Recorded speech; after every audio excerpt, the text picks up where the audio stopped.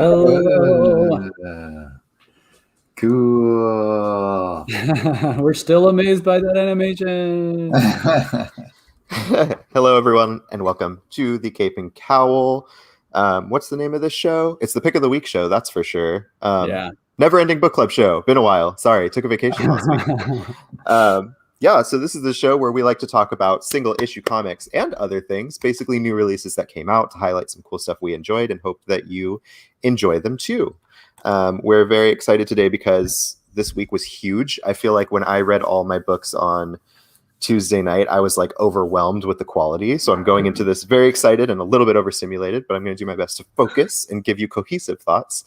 I am Cody, aka the Mutant Menace. I am joined, as usual, by my co-hosts, Kevin, aka Kev Botzilla. How are we today, Kevin? And can I ask you a question? Yes, I am great. And go with your question. If you were inducted into a secret society and you are learning about the influence that ideas can have on existence, would you try to use your own ideas to warp reality, or would you try to keep everything the way it is? I would take the best ideas from the best people, and then I would just ever so slightly change it to be my own, and then just take all the credit. Smart. I would make everything red or something like real basic that doesn't actually impact the way that it would work, but it's my idea. I love it. And we're also joined by our co-host, Eitan. Eitan, how are you today? And may I ask you a question? I'm great. And yes, please ask me a question. If you were part of a traveling circus and lived a life of grandeur and excitement, and then were forced into a suburban bubble, how would you recapture the magic of the past? Wow, that seemed like a very 60 minutes question. I like that. For a second time in one lifetime, I guess. If I was in a traveling circus and then moved to the suburbs, how would I recapture the magic of the circus? Yeah, that's what I said. Ooh, it's on froze. He's frozen. I get the bad questions. I want Kevin's questions. I get these. I don't know. I'd get bags of peanuts. I'd get an elephant from my backyard. I mean, Eitan, you know that you technically have at least 2 tiny members of an acrobatics troupe that live in your house with you. So it's not like you couldn't recapture. That's true. You do have a trampoline. I could just throw my kids on the trampoline and be like, entertain me. Trampolines all day. A yard full of trampolines. Sounds fun to me. Yeah. Cody, I have a question for you. Ooh. If I'm trying to think how to frame this. If you had a new friend who was a mail order android, what's the first thing you guys would do when it got out of the box?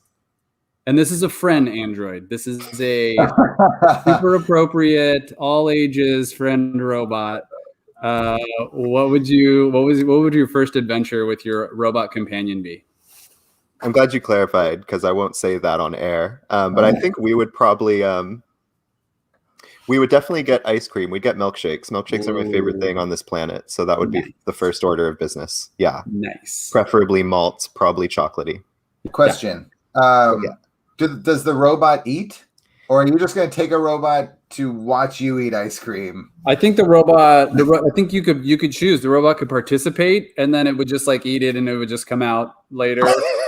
Robot it would store it. It would store it, and then it would discreetly. I mean, this is a high-tech piece of equipment. Yeah. Do I have to clean up after this thing? Or if you don't want to buy your robot ice cream because you know it's not going to eat it, then it could just sit there and watch you. Maybe it could do running commentary, "Oh damn, that was a good lick." I don't know. I thank you for the most bizarre question I've been asked in a long time. That was exciting. I got you guys. I'm kind of bummed that you guys can't see my name that I gave myself this week. Oh, here, let me help. What is it?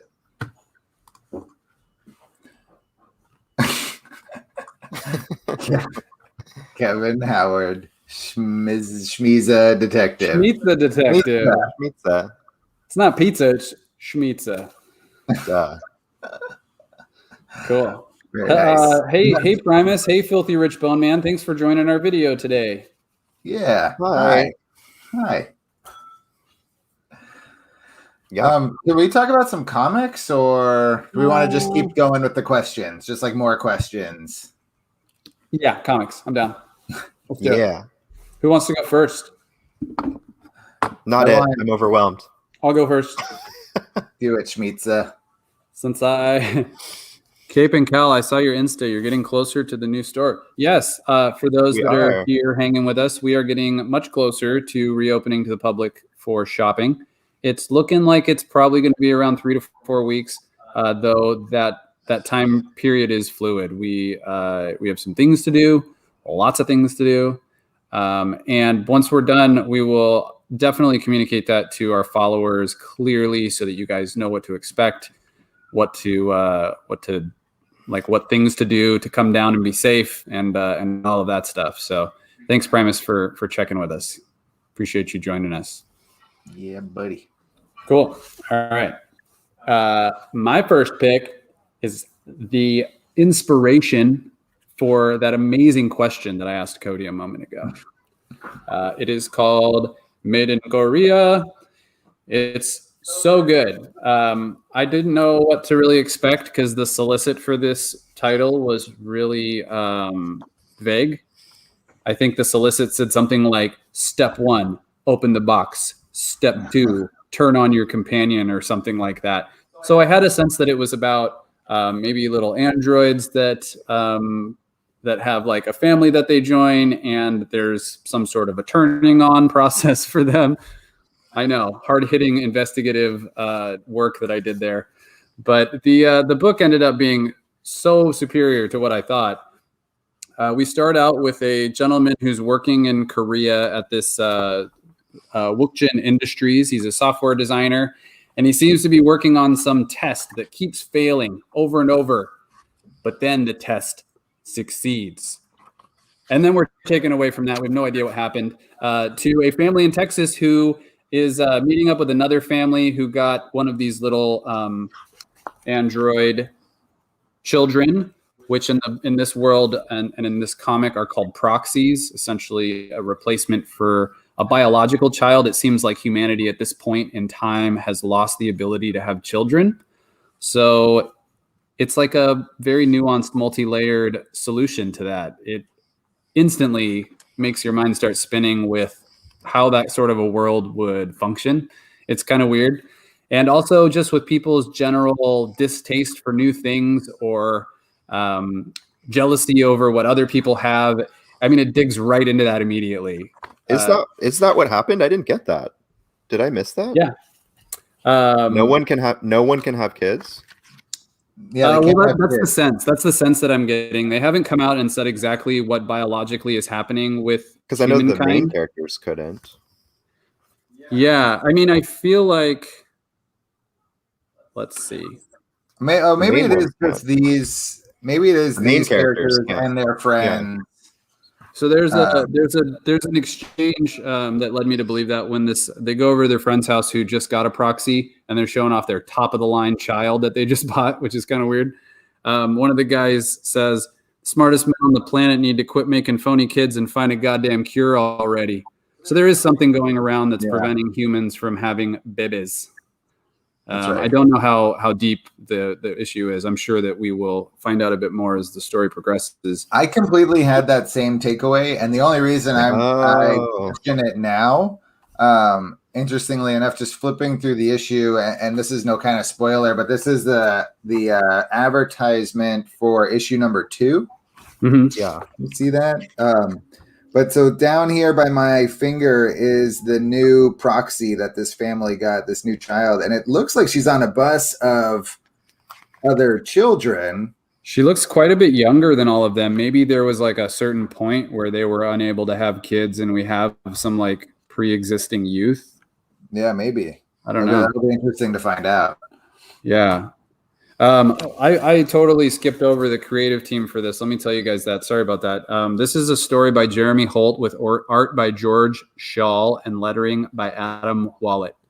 top notch. I like I said, I didn't know what to expect coming into this, but it was a delight to read. The paneling was great. The landscapes were awesome. I don't know. Should I tell you guys more about the issue, or is that a pretty good recap? I mean, I don't want to spoil too much because there is something else that's going on with this one particular girl that this family gets. This one right here. But we don't know. It has something to do with that guy's tests that he was running in the office. And that's all I can tell you because that's all I know. And I cannot wait to find out what makes this young girl different in this world that's already much different than the one we live in. So top marks for Made in Korea issue number 1. Check it out if you like it. We got lots more. Image number 1 of the week. Yeah, you get the sense that the developer like let this girl has something to do with his like last bastion of this project he was working on. Yeah. He had to get it under the radar. So there's like something very special about the girl that this family gets, and that's going to kind of be what unfolds, I think, in the series. Yeah, and the guys, we won't go too much. Like I said, won't go too into it, but like the guy who's working on this stuff, he's doing his tests on company time, which means the company owns what he's doing, which is not something that anybody who's working on a passion project wants to be reminded of. Once kind of like comic books. So like this child is sent off to this family with some stuff happening behind the scenes that we're going to get some more information on. So I'm actually really interested to see how that particular element plays out. This idea of he wouldn't own it because it was done on computer or on company time. Because it doesn't quite explain why it explains why he would have deleted the stuff on his computer, which he does. Yeah. But it doesn't make clear like what it maybe is hidden in this child, right. Or like is she somehow, does she have something inside of her that is going to be released, or I don't know. It's a question mark. It could, and that's the thing. That's what I think made this succeed. Also, because it's a cool idea for a plot, but like all of the possibilities, I am fully open to all of that for issue 2. So hopefully they start pulling some of those little threads together. Indeed. Yeah, he's convinced he cracked some kind of code, and he like has to get this out. Like he's a revolutionary, or he knows that something can be possible, but he can't have the corporation discover it or own it or know about it. I mean, in fact, when he's talking with his friend about him having a successful test, his friend refers to it as quote unquote the impossible. They don't even have a name for the issue he's working on. It's just known as the impossible. And the first thing that jumps to mind, emotions, things like that. I mean, these are fucking robots. So I can only imagine it's got something to do with the inner workings, like maybe the soul of the robot or something. Yeah. Or maybe, like Eitan said, maybe it's going to release something and it's totally going to take a hard turn in another direction and be just as delightful, but in a different way. Yeah, I'm not familiar with George Shaw, but this panel was super haunting. It's like him looking for, a vessel for his discovery, and they're clearly the manufacturer of these like doll-like AIs. I just thought that was awesome. A lot of the art in here is great. The coloring's beautiful too. Real super intrigued by this book. I loved it. Yeah. Same. All right, Cody, do you want to go next, or do you want me to go? Are you still deciding where you're gonna? On what? Yeah, you can go. Let's do this thing. You can go. Okay. Well, I'm gonna go with one that I think we've all been waiting for quite some time for many reasons, but it finally showed up this week. The Blue Flame #1 from Vault Comics. Maybe you've heard of the Cape and Cowl exclusive variant cover, which is an homage to the greatest Green Lantern cover of all time, Green Lantern 49. Yes. It's a scientific fact that it's the greatest cover of all time. That cover is by Nate Gooden and Tim Daniel, friends of the shop. The designers of all things Vault actually put down their design keyboards and picked up their drawing keyboards probably, and drew that cover for us. Close, very close. Not a keyboard, something. I don't know how people draw things, but more than just a beautiful cover, we had an amazing comic book, and it's written by Christopher Cantwell. Who is the current writer on Iron Man. I know Cody has selected Iron Man as a pick of the week many times in the past because that series is fantastic. And the art is by Adam Gorham. Kurt Michael Russell is the colorist. Kurt Russell. Atsme Alahau letterer. Sorry, that's not right. Somebody whose name gets butchered all the time. I don't even feel bad. That's what happens to us. This guy's used to it. This is a superhero book. Unlike so far, one issue in, unlike any of the other superhero books going right now. And I have to be very careful not to spoil anything here because it takes some hard turns that are part of what make it super interesting. But I can tell you it starts with this character in space, very Green Lantern type vibes. He's exploring unknown sectors, and he lands on a new world, and he's immediately taken by the people in this world, and he is going to be put on trial for the crimes of the human race. Like, whoa, that's what we get dropped into. Which one, right? And then hard cut from that, and we get presumably the same guy waking up in his, why is this so hard? Okay. Waking up in his bed in Milwaukee and going about his life. It is so hard. No pages to the camera. Why is that so hard? What you got to do is you got to point at it and then hold it up. That's a good idea. Oh, That's the trick. Interesting. Okay, let me try that. So he's in. Look at the book, not I'm at going to the look at it. I'm going to look at it. Okay. Put your finger on it. He's in the bed. Yes. Camera. Move it towards the camera. Look at that. That works so well. Okay, let me try again. Okay, hold on. Okay, he's got a regular job. He's a repairman, mechanic, of some HVAC. kind. Boilers. He works on boilers. Yeah, he's an HVAC repairman, right? Yep. Okay, there he is working. So focused. Oh shit. Okay, there he is. See, there he's working. Yeah. He's working at his normal job. Okay, great. Goes from his normal job. We find out he is the Blue Flame. We know that because after he finishes work, he pops the trunk. He sees his helmet there. He decides he's going to drive home from work with the Blue Flame helmet on, which I love. Regular clothes, puts on the superhero helmet just so people can see him driving around. We learn he's part of this street level, kind of homemade vigilante group in Milwaukee, and they are having an appearance at a car show. And you get a little bit of the inner dynamics of their relationships and all these things. And then something big happens, and then we get an idea that none of this is exactly as it seems. Is that a fair description of what's going on without spoiling what's going on? Yeah. I mean, we're essentially given two totally separate parts of a story, and we're meant to somehow connect them without the necessary information, which is going to lead, I'm sure, in the next issue, not issue. Ooh, I like that. I like in the that. next issue, it's going to lead, I'm sure, to some changes and some shifts. Like Eitan said, this one had a couple hard turns that we didn't expect. I would assume it's going to keep doing that. I mean, Cantwell traditionally keeps the heat going. So I liked it a lot. I think the DIY aspect of the superhero was probably the most realistic I've read in a comic book in a very, very long time. Yeah. And the big things that I'm not spoiling here are big, and they are significant, and they're heavy, and they're not whatever you're thinking of. Whatever you're thinking of is wrong. You're wrong. You're wrong. You're wrong. You're wrong. All 10,000 of you out there watching this video right now.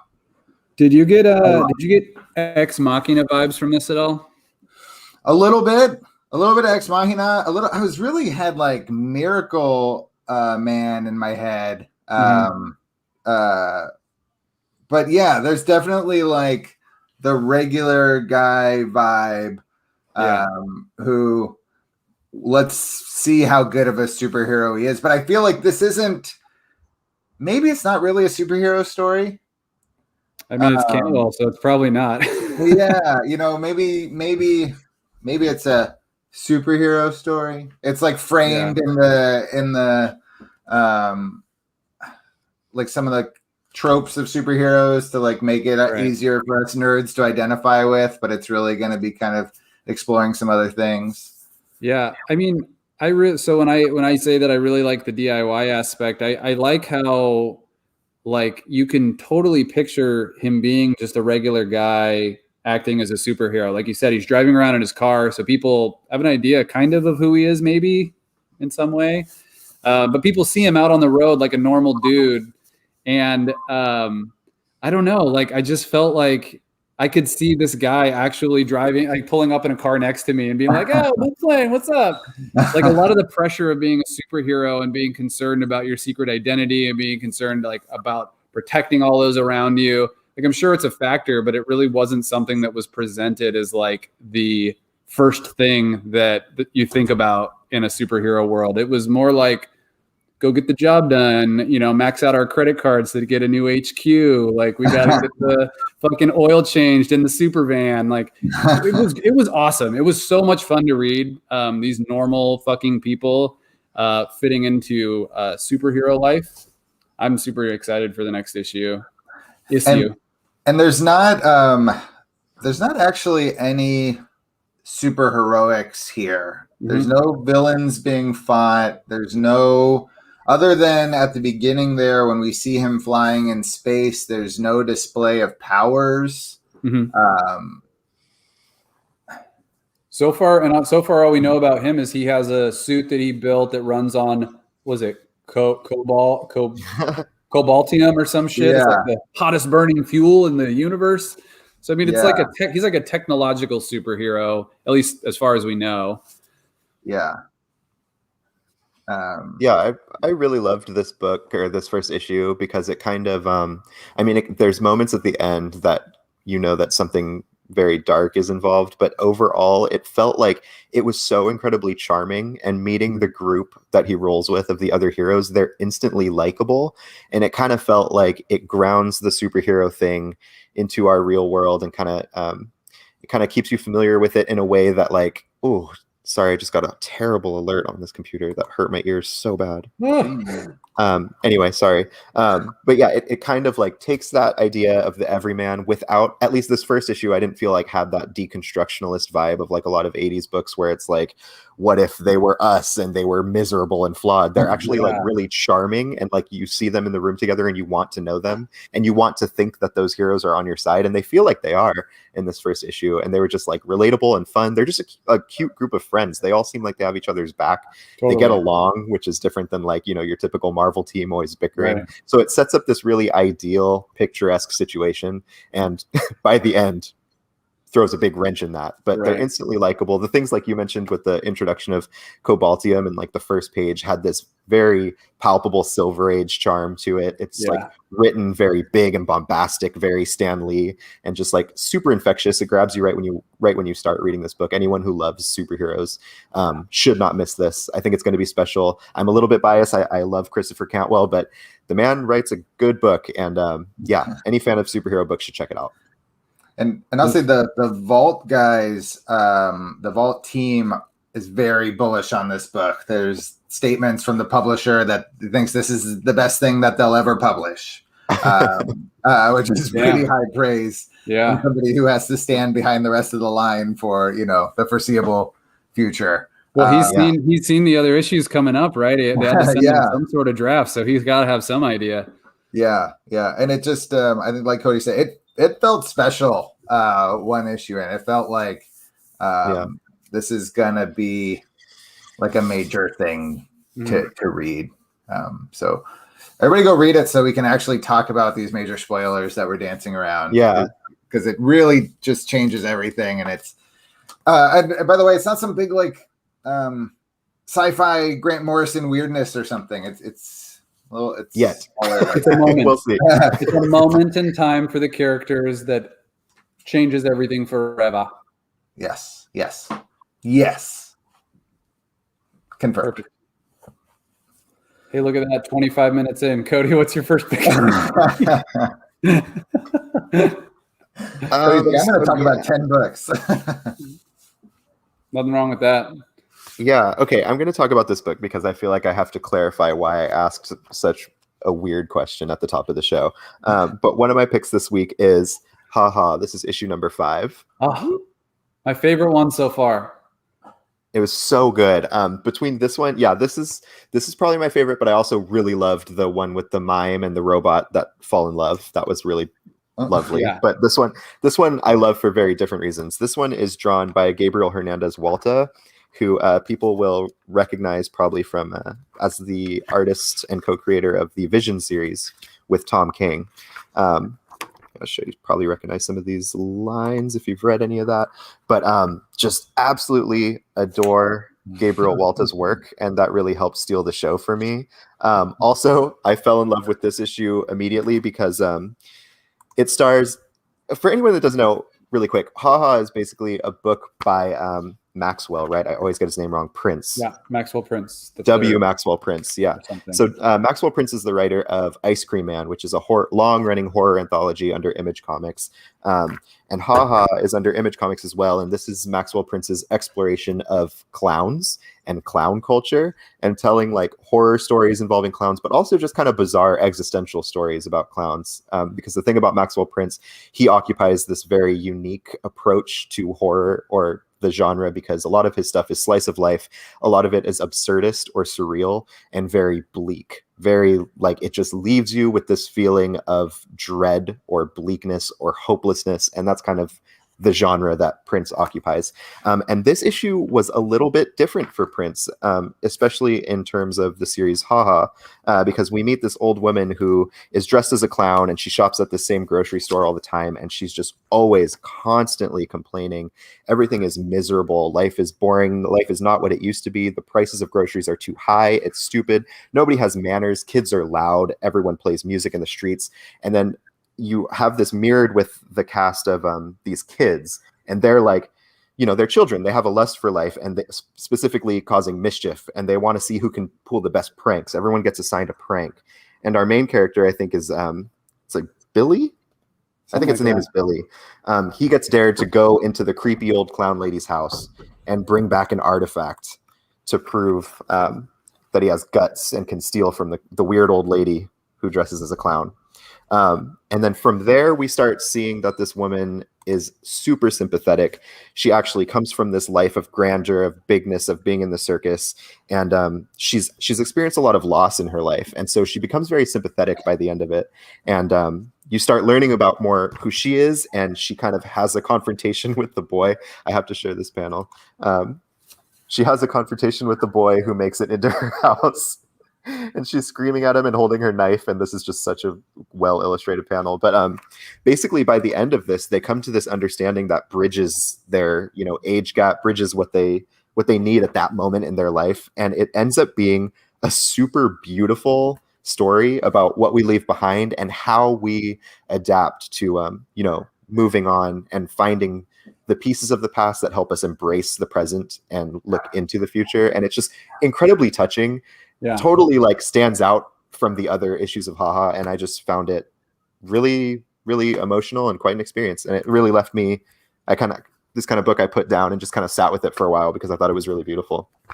Yeah, I thought the part at the beginning where she's in the grocery store and she's whining about the good old days and back when things were great. I mean, it's a very timely sort of viewpoint to take that's not always necessarily positive. So when I was reading that, I was starting to feel a certain way. But then you start to realize how Maxwell or how Prince is playing with that, because it's not the good old days of racism and bigotry and white supremacy. You know, she's pining for the circus days. That was so touching when you realize that she just misses the circus. She wants to be back in the big top cooking for the mustached lady. She wants to be cooking, the favorite meal for the strong man.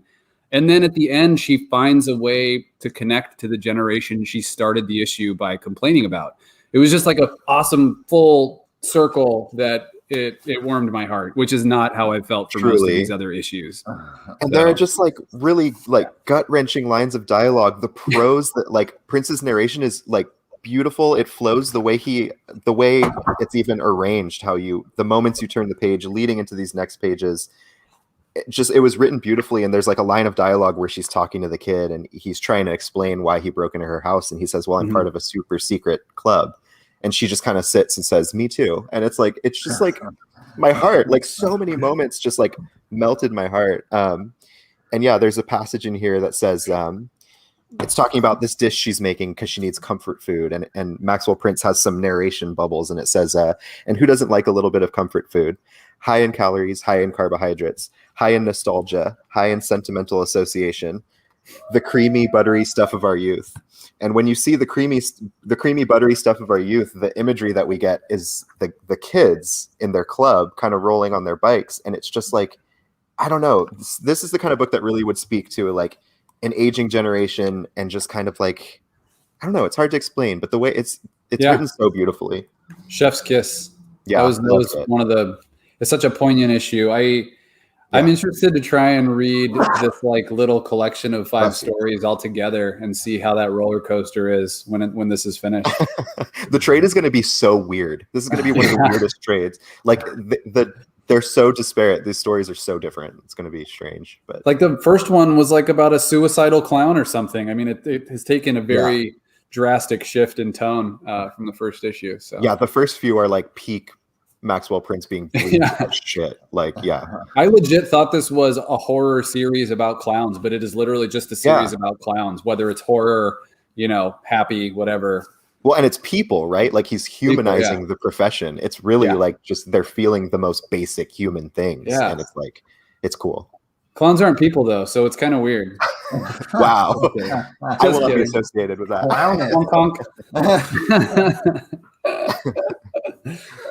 Nice. Okay. Loved it. Okay. You ready? You guys ready? Yeah. What is it? Okay. What is it? Okay. Yeah. I was going to do one, but Eitan told me it would be kind of mean since it was only a comic you could buy for one day. And if I show it to you and you can't buy it, you're going to be so sad. So I'll just say that as the inspiration for my awesome Kevin Howard Schmitza detective name, Caligula's safe, Hank Howard, pizza detective. I don't know. It was cool. The one I wanted to show you guys, though, is the new issue of Shadecraft.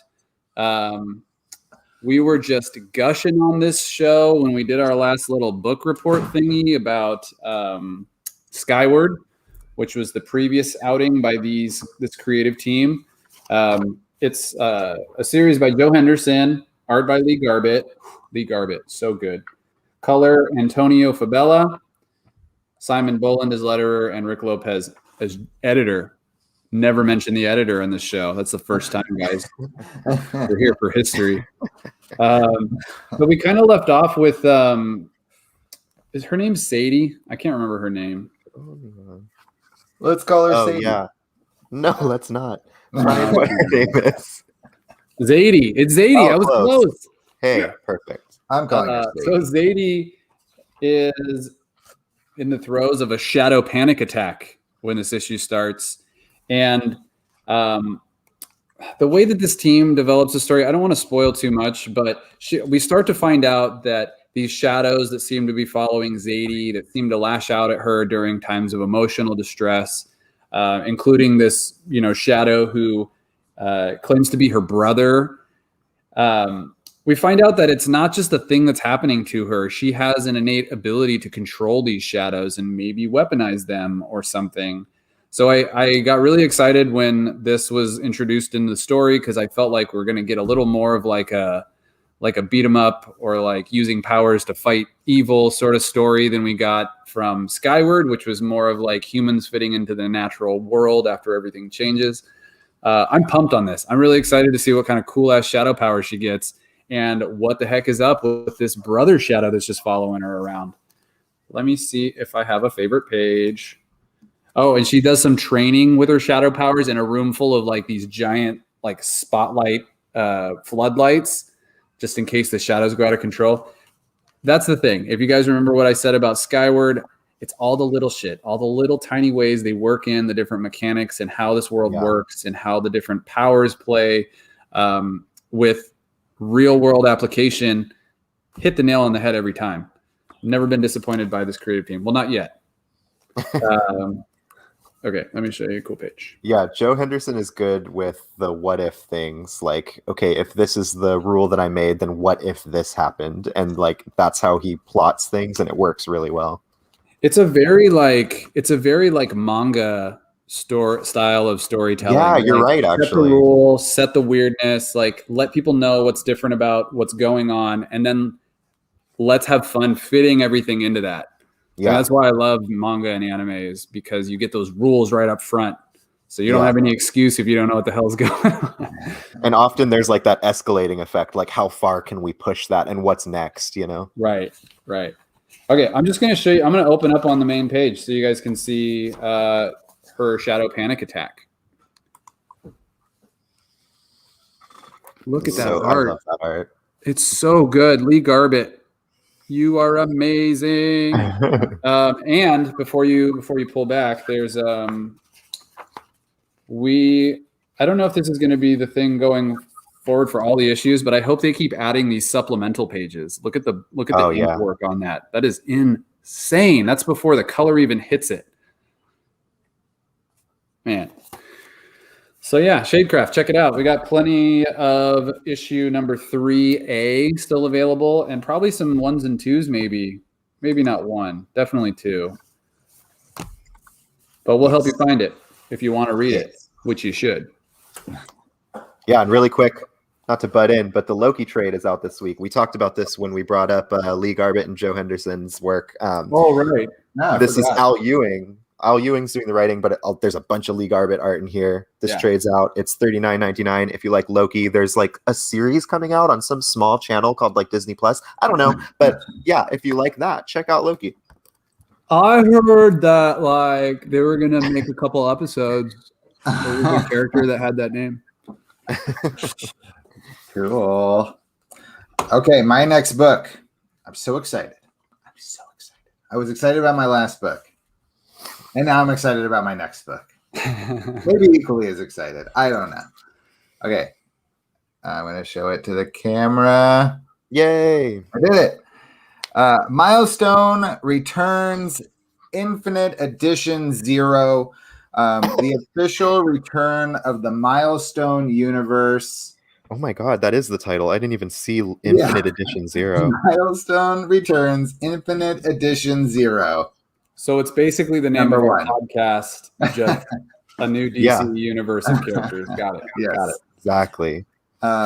So Milestone is back, and it's been gone for far too long. It's about time. I don't know the legalities of how it came back, but it was kind of seemed to be stuck in limbo for a long time. But a basic, super duper quick, way too short description of Milestone, if you're not familiar. They were a publisher that popped up in the early 90s. I want to say 92 or 93. And it was founded by a cast of creators, all people of color. And those are the founders. They weren't necessarily the people who worked on every issue. But they felt that people of color were underrepresented in comics. They were going to start this company using some really talented creators, and they were going to create a whole new universe. And this is where we get Static. This is where we get Icon. This is where we get Hardware, a number of other characters that have Static, probably the best known. Dwayne McDuffie was kind of the lead of this with the artist Dennis Cowan. Dwayne sadly passed away not too long ago, but they really spearheaded this. It was so popular, and the books were so good that DC bought them up. And they even like did this crossover at one point where all the Milestone heroes met the DC heroes. It was cool. I still have all of those issues. There was one issue that had like little peelable stickers, and you could set your own like scene all over the cover. You could do Superman versus Icon and Batman versus Hardware. And but what was interesting about Milestone back then, and interesting about them still now, is that Cody, I think, had put the best point on this yesterday when telling somebody at the door. It definitely feels Marvel-esque in its storytelling, and Cody said the world outside your window, right? That's how the Marvel universe is described. So it deals with real life issues happening now. And today that means Black Lives Matter marches and discrimination and police brutality and all these things. And that's what we're seeing in this. Back then there was like controversy about like a Static issue where he's making out with his girlfriend on the bed, and you can kind of see like in a panel on his nightstand, there's like a condom box. And like DC freaked out. They're like, whoa, we're not selling sex over here. I mean, definitely not safe sex. Wonder Woman in. Let's go ahead and smash Superman into a pulp, but God forbid, God forbid, safe sex is involved. Yeah. So it really became this question of like, was it really black sexuality that they weren't willing to explore, or was it teenage sexuality? Probably not, because we could history will decide what the truth of that is. But what matters now is that these fantastic characters are back, and we're about to get a whole new slew of series. We're going to get a Static series. We're going to get an Icon series. I hope we get a Hardware series, because he was always my favorite. Even more. Me too. Even more than that. I had Hardware comics. Yeah, Hardware was kind of like the Milestone version of Iron Man, who also is a weapons developer. And sadly, the twist with Hardware is that his weapons come back to affect his community pretty harshly. So much closer to home, I think, than ever we see with Iron Man. Icon is like a Superman who's been on Earth for hundreds of years. Static is yes. Who's writing that? Brandon Thomas and Sienkiewicz. Yes. Brandon Thomas, writer of what? Excellence and... Yeah, and he did a bunch of Future State stuff just recently for DC. I love Hardware so much. That's super exciting. And we got Vita Ayala doing Static, and we got a taste of Vita Static in this issue, and that looks really promising. Yes. I really enjoyed the Static pages in here. So ultimately, a superhero universe it's going to touch on relevant issues. It's the perfect time for Milestone to come back. Everybody get out there and buy Milestone comics. Let's prove that we are an audience for Milestone comics and read the shit out of them, because they're going to be good. Definitely. We got to support them. And for the collector end of things too, I mean, Milestone up until this reboot, I guess maybe recently they've gotten some heat because everything nostalgic has been picking up heat. But Milestone stuff, other than being lauded as excellent writing and really cool comics, hasn't really been like an exceptionally valuable collection of comics, right? I mean, I don't think not until recently. Right. So Michael B. Jordan is, I think, going to produce a Static movie or show or something. That's gonna be cool. Fantastic. Yeah. So that's what has brought some heat to the books. Maybe that's what brought enough heat that we're like publishing the books again. I don't know. Well, I mean, you know why books get hot these days, whether it's like connects to something that's currently going on, which these books sound like they're going to do all the time. They're important characters, like POC characters. They just take off out of nowhere these days. I mean, I think that this spells really awesome stuff for the Milestone comics to come. It's gonna be cool. It's gonna be super cool. Yeah, I'm excited. I hope, and I think that they, what did I see? They're doing like some Milestone compendiums. So it's been impossible to read the old stuff. Right. The trades have been out of print for probably 20 years. Yeah. So it was all about finding them in bins. And there's people like me who've sold their entire collection who haven't sold their Milestone comics. So, you know, those issues are hard to come by. So you're going to get to read the old stuff. You get to come in and read this new stuff. Milestone rules. Read Milestone. Yeah, I absolutely adored this issue. A highlight of it for me being Rocket and Icon. I'm coming into this without connection to Milestone. I haven't actually read any of it. My exposure to it's been limited to the static cartoon that came out on like WB on like Saturday mornings or something. And I used to watch that. But Icon and Rocket, like I loved them instantly. So Icon is the man, right? Yes. Is that right? Okay, yeah. So Icon is kind of this alien who is on Earth, and he's kind of just like biding his time to leave. Like he needs technology to get better, and he's just kind of schlepping around. And then he meets Rocket, who's this young girl who is I get heavy Jubilee vibes from her. She's like very enthusiastic. She's very like pop culture aware. She's witty, and she is like finds him, stumbles into him, and is like, "Wait, you have powers? You're an alien? Like, you need to help me with these problems like in this neighborhood." And she's concerned with her neighborhood because it's overrun with drugs.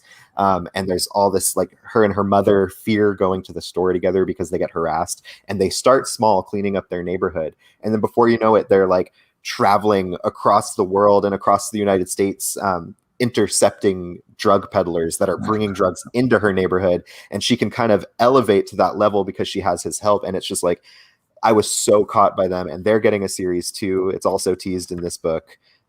So I am jumping on all of these. Reginald Hudlin is going to be writing that one with Leon Chills, and art by Doug Braithwaite is doing the Icon and Rocket series. Old Reggie Hudlin, huh? Haven't seen him on a book in quite a while. That's good news. And they stole my heart. That's an irresistible superhero dynamic to me. Kind of the like fuddy-duddy, really stern alien guy who's just like, you know, and then like the peppy little like sidekick who actually is not so much the sidekick. She's kind of like the driving force because she has the ideas. It's so good. I loved it. It's funny. I was reading the Stargirl special that came out this week, and Jeff Johns must have been a Milestone fan because the Rocket and Icon dynamic is always the Rocket's kind of in charge.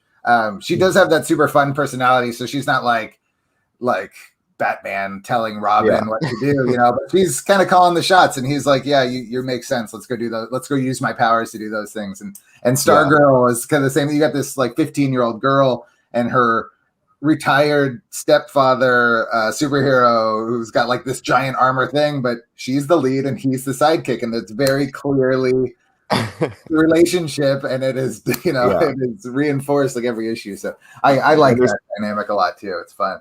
Yeah, there's kind of like a moral compass there too thing. Like with Jubilee too, it's like Jubilee was Wolverine's sidekick for a long time, but she was very much the light in Wolverine's life, reminding him what matters and to do the right thing. And like that's one of my favorite relationships in all of comics is Jubilee and Wolverine. So I saw that reflected too, kind of the young girl who's showing the old fuddy-duddies what's right and what's just. Yeah. All right, guys, I'll read it. Fine. Got it. Hey, Darren, real quick, go to the comments. Darren says, "Is it bad that I like the backup story and not the Pizza Detective main story?" Same. I mean, I liked the main story, but that backup story was awesome. We'll talk more about it since we didn't discuss the issue here. Yeah.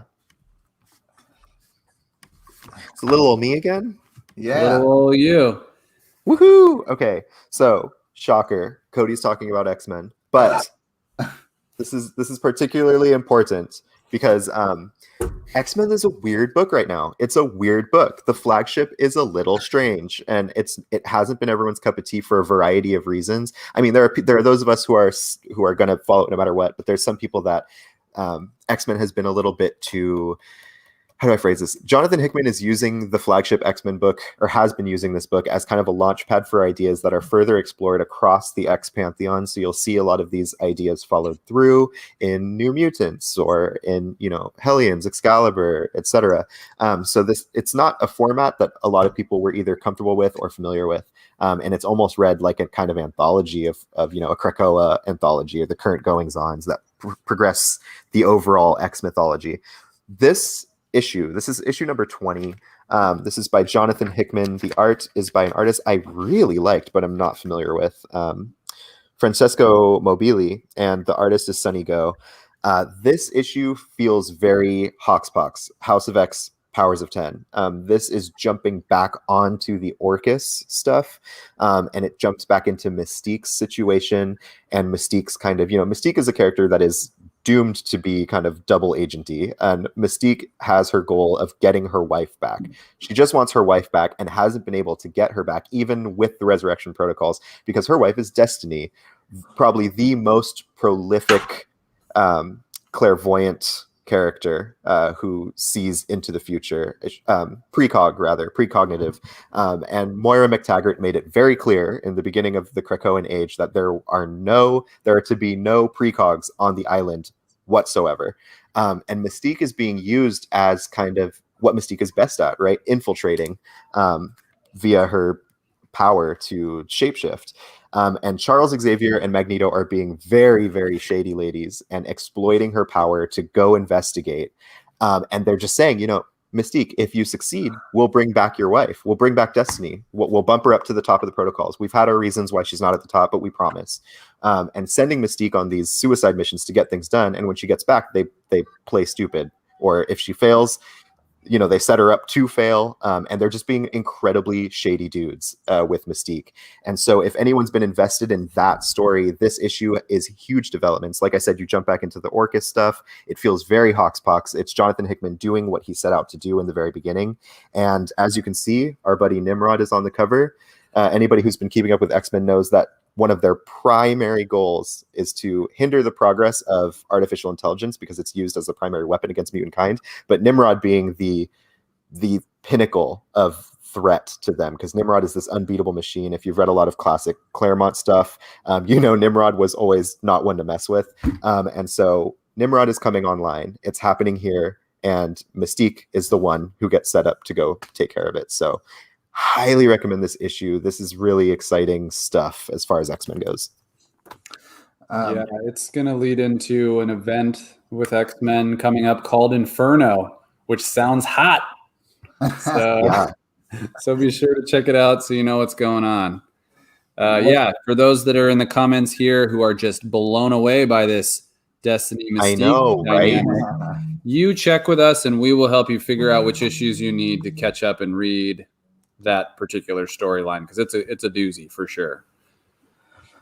That's what one of those you're describing about this series, and maybe these our friends here can just hop in with this issue. I mean, it's like my favorite thing about this X-Men book is the one and done kind of feeling of most of the issues. Maybe Cody would know off the top of his head. Is this Mystique and Destiny storyline? It's been in previous other issues, hasn't it? Yes. There was oh god, it was kind of a long time ago now. I want to say it was issue 8, if I had to venture a guess. It's the last time we've touched base, and I get chills thinking about that issue.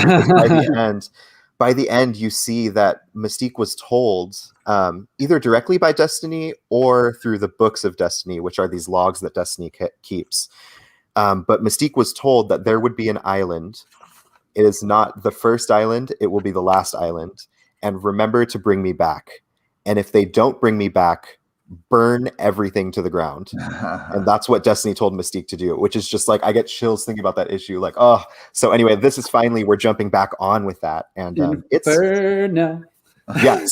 Burn everything down. The story is Inferno. There's a lot of implications with the name Inferno as far as X-Men mythology goes. So I'm really interested to see if that has any tie, but we've already done the Madeline Pryor thing. But anyway, don't get me started. But I do want to say really quick, Darren, Nimrod, worst name, cool character. Did you know that Nimrod is actually a biblical name? I can't cite exact passages, but it's basically like the pinnacle of hunters. It's like Nimrod was the ultimate hunter, I think is what it was. And the idea of Nimrod being an insult as like a dummy I'm pretty sure it came from like Looney Tunes, if I'm not mistaken. It's like Bugs Bunny calling Elmer Fudd Nimrod because he's a hunter. And then so we got it. Yeah, so we got it like programmed in our heads that Nimrod is a dummy because of things like Bugs Bunny, and then culture kind of carried it away. But the names have a biblical root. Whoa. Yeah. Whoa. Which is why he has that name. That everyone's like, why is he called Nimrod? Yeah. I didn't know that. Wow.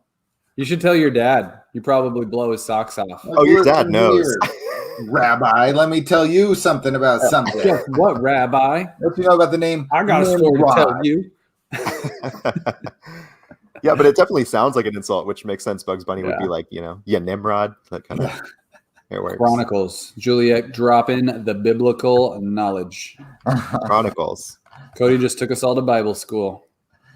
Who would have thought, right? Anyway. Haven't even taught Bible school. This is crazy. What's going on? Up is down. Well, I have, a pick that I could show you guys. There's also some cool honorable mentions. Can I just blast through some honorable mentions since we only have a few minutes? Sure. Yeah, there's a lot of honorable mentions this week. So can't believe it. Eitan. New issue. You guys are terrible at this. Miles Morales, the second part of the new Clone Saga, so good. I thought I was done with clone stuff. I was like, oh, great, another clone thing. It's been super fun. You get Peter Parker, you got Miles, you got them fighting not one, but 3 clones. One is like a clone that has 8 eyes and spider legs, and then 2 of them look just like Miles. It is top notch. We have part 1 in stock. We got both of these. It reads as a excellent companion piece to your Amazing Spider-Man book if you are a subscriber to that. Okay, that's my honorable mention. Then my last pick of the week was Beta Ray Bill. I don't even got to talk about it. You guys know it's awesome. He gets a cool new axe that chops a big thing in half. So you should read it and see what I'm talking about. Do you guys have any honorable mentions or anything you want to? Yes, absolutely. Yeah. Mr. Miracle. It's not even it. Mr. Miracle, The Source of Freedom, #1 came out this week. This is a rare time when doing picks of the week where I knew I was about to leave the store early, and like the last thing I did, like halfway out the door, I was like, "Hey Cody, would you mind if I take Mr. Miracle as my pick?" Okay, bye. Because he and I both loved it so much, I knew it was going to be competition for it. It's Shiloh Norman, the second Mr. Miracle, or third. I'm actually not super familiar with this other Mr. Miracle that they talk about in here. But Shiloh Norman, it's not scot-free. Shiloh, it plays up his celebrity. There's Shiloh right there. What's up, Shiloh? It deals with his blackness and being a black man wearing a mask, and why he doesn't take it off.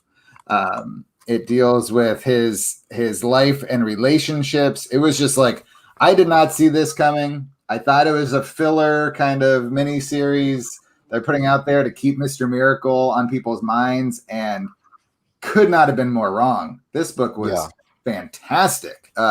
Super well written. Excellent artwork. Beautiful colors by a friend of the store, Rico Renzi. The writer is Brandon Easton. The artist is Osseo. That's a cool picture, Cody. Oh, the art is stellar. It's incredible. It's honestly Osseo. So I'm sorry. Yeah. No, it's fine. I kind of interrupted you. But yeah, this completely snuck up. This is honestly, it's beyond honorable mention. We just literally ran out of time because this is definitely one of my favorite things I read this week, hands down. I left this book so excited for what it has to offer.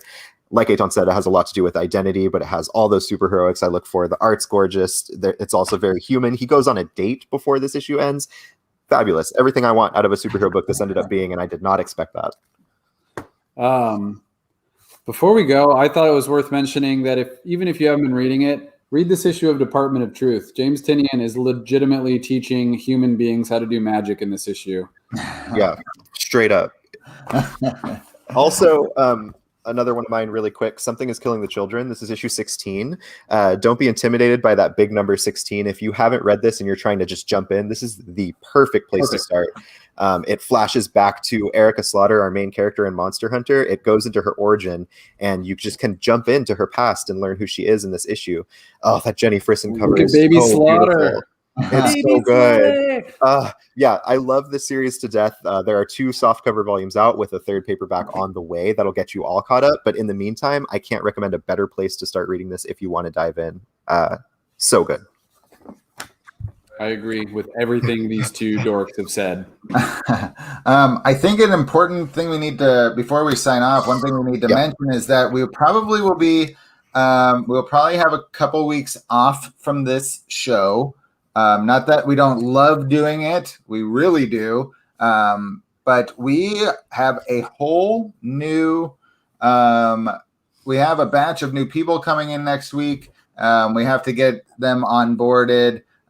We need to focus. We really need to focus on opening this store.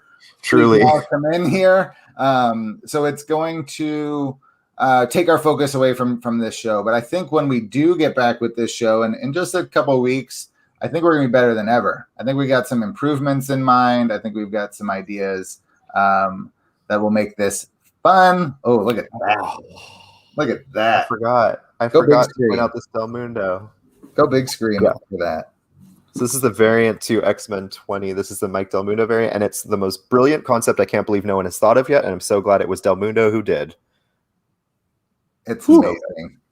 So anyway, we have more of those, so order one, because literally, you'll be so sad. This week was definitely the covers week. There was that cover and the one I flashed. That's a My Neighbor Totoro homage on Department of Truth.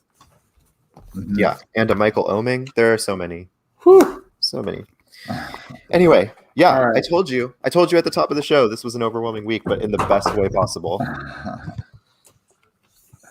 Okay. Any other final thoughts? Are we good? I think that's it. Yeah. Thanks, guys. Thanks for joining us. We had a great time. As usual, everything we talked about and more can be found via our web store. There's a link in the description of the video. Feel free to click through. Eitan's going to work on his pointing and showing the camera. So like he said, we will be back and better than ever because he's going to be able to show you pictures. That's right. In real time. Be sure to subscribe, everybody. We love you so much.